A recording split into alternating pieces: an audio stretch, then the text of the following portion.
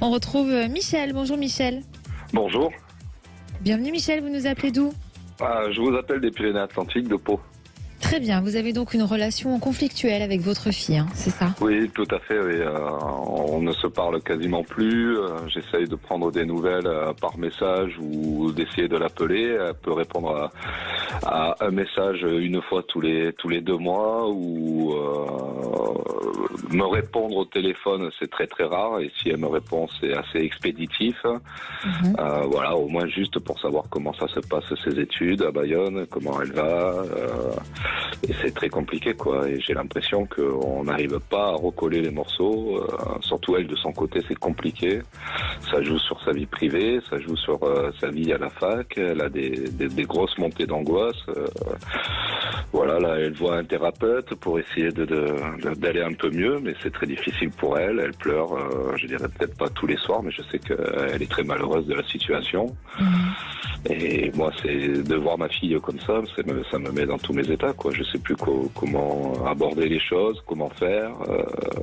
J'ai essayé moi aussi de voir un psychologue pour voir un peu comment je pourrais m'y prendre. Et on me dit, il faut prendre le temps, laisser le temps faire. Mais je vois au fur et à mesure que ça joue vraiment sur sa vie de tous les jours. D'accord. Quel âge elle a?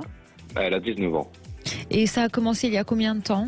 Alors, j'ai arrêté de boire il y a 3 ans. D'accord. Et il y a à peu près 9 mois, on a eu un enfant qui était malade. Et j'ai mon meilleur ami qui est décédé. Et je sais pas pourquoi, j'avais pas l'envie de boire ou quoi, ça me manquait pas. Mais j'ai rebu 2-3 verres, on va dire, à la santé de mon ami qui était décédé. Et puis bon, ça s'est vu de suite que j'avais bu. Et ma fille en a eu l'écho et depuis elle n'arrive pas à passer le cap, même si elle voit que je fais tout de mon côté pour elle et pour eux, pour ma famille aussi, que j'essaye de discuter avec elle, tout ça. Non, elle me dit qu'elle essaye et qu'elle n'y arrive pas, quoi, qu'elle fait des cauchemars. Quand est-ce que ça a commencé, vos soucis d'alcoolisme? Moi, j'ai arrêté il y a 3 ans, mais ça devait faire bien 4 ans, 5 ans avant ça que j'étais bien dans l'alcool, quoi. Je rentrais quasiment, peut-être pas tous les soirs, mais un soir sur 2, dans un état où au bout d'un moment, on a l'impression que c'est les autres qui sont pas très normales, alors que nous, en fait, voilà, quoi, on est la journée au travail, mais... Est-ce qu'il y a eu un élément déclencheur à ça? Récent, comme je vous dis, à part il y a 9 mois là où tout le monde pensait que j'avais vraiment arrêté de boire. Et il y a 9 mois, mon ex-compagne m'a vu en train de boire. Donc j'ai pu lui expliquer la situation qu'elle a pu plus ou moins comprendre. On se voit, on est en bons termes. Je vois mes autres enfants avec qui c'est un peu compliqué, mais ça va quand même beaucoup mieux qu'au début. Mais avec ma fille, c'est toujours très compliqué, quoi. Elle n'arrive pas à passer le stade. J'essaye de lui expliquer qu'il faut qu'elle profite de sa vie, qu'il faut qu'elle profite de sa jeunesse, de se faire des amis, de tout ça. Et pour elle, c'est compliqué. Dès qu'elle est chez elle, le soir, elle se renferme un peu sur elle. Elle sort pas trop. Comme elle me dit, quand elle pense à moi, elle pleure. Elle pense que j'ai tout mis en l'air un peu, la famille. Parce que la séparation avec la mère de votre fille, c'était à cause de l'alcoolisme? Oui, c'est ça? Tout à fait, oui, tout à fait. Et quels sont ses rapports aujourd'hui, votre fille, avec votre ex? Alors, elles sont très, comment dire, elles s'entendent très bien. Ma fille parle beaucoup avec mon ex-compagne. Et en fait, je sais beaucoup de choses par mon ex-compagne, quoi. Oui, d'accord. Notamment les crises d'angoisse de votre fille. Tout à fait, oui, oui. Elle prend des médicaments maintenant à cause de ça. Elle dort très mal le soir. Et je vous dis, ça joue. Alors, ses études se passent pas trop mal, et même je me demande comment elle y arrive, malgré malgré tout ce que je peux entendre à côté. Et voilà. Et alors bon, à part le fait que elle et moi, c'est très compliqué pour discuter et que j'aimerais essayer d'arriver à retrouver une osmose un peu entre elle et moi, ou qu'on arrive un peu à passer quelques journées ensemble. Je lui ai proposé des sorties, des choses comme ça, mais pour l'instant, ça l'intéresse pas. Et les fois où on se voit, elle est un peu tendue, un peu crispée, un peu sur sa défense, quoi. Elle est un peu réservée. Alors, oui. Alexandre, déjà bravo, Michel, vraiment, parce qu'on sait que c'est pas facile de parler de ça, encore de surcroît à la radio. Donc merci pour votre confiance. Ouais, je suis très inquiet pour elle, c'est-à-dire j'aimerais déjà que même si elle et moi on n'arrive pas à se remettre tout à fait, une relation de père-fille, au moins que elle, ça ne puisse.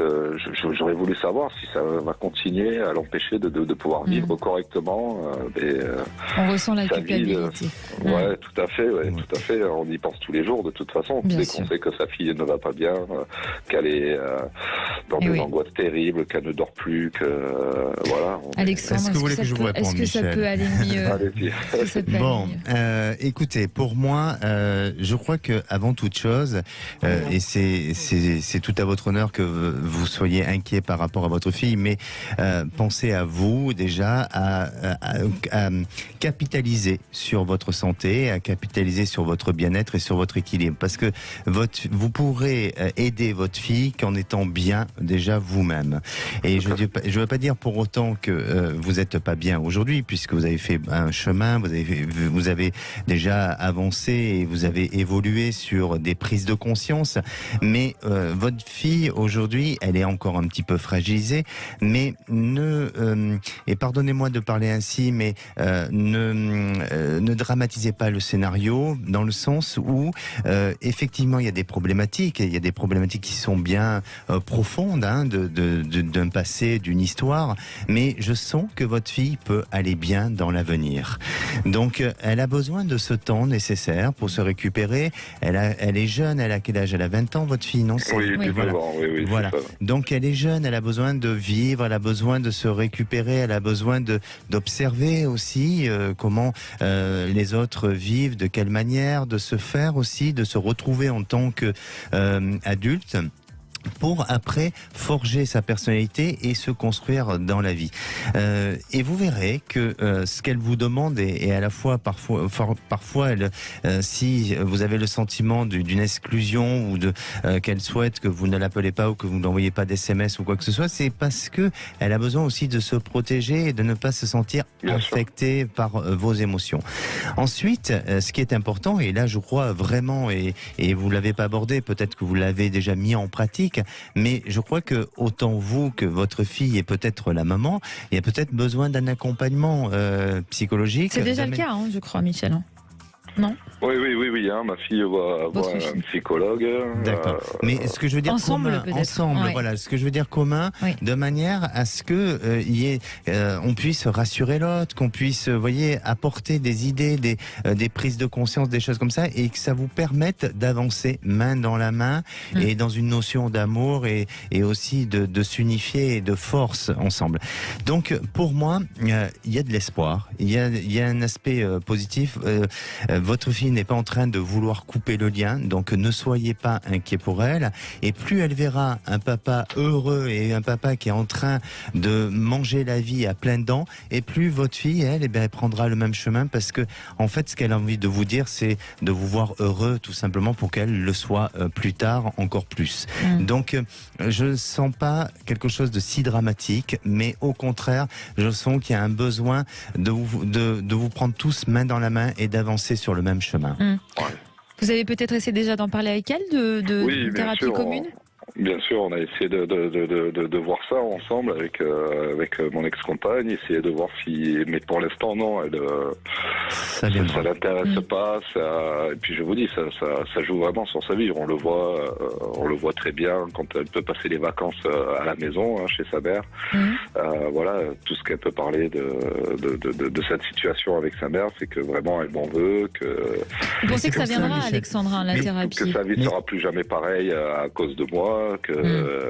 Mais pardonnez-moi, Michel, c'est normal. Elle est jeune et c'est normal. Et si justement elle parle de ça avec sa maman, c'est qu'elle a besoin d'évacuer, elle a besoin de se confier, elle a besoin de dire les choses. Et effectivement, aujourd'hui, on est plus à l'aise parfois de parler à ses parents, mais de parler à une personne extérieure, ça nous permet d'avoir un autre recul et de franchir le cap, d'oser de dire les choses. Oui, on espère vraiment qu'avec le psychologue, ça va essayer de faire un petit cheminement dans sa tête. Ça le fera.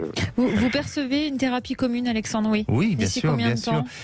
Faut peut-être un peu de temps, mais je crois que faut que tous les trois vous mettez d'accord pour aller sur le même discours, ou en tous les cas dans le même sens, pour qu'à un moment donné, ça ne fasse plus qu'un et que les choses évoluent.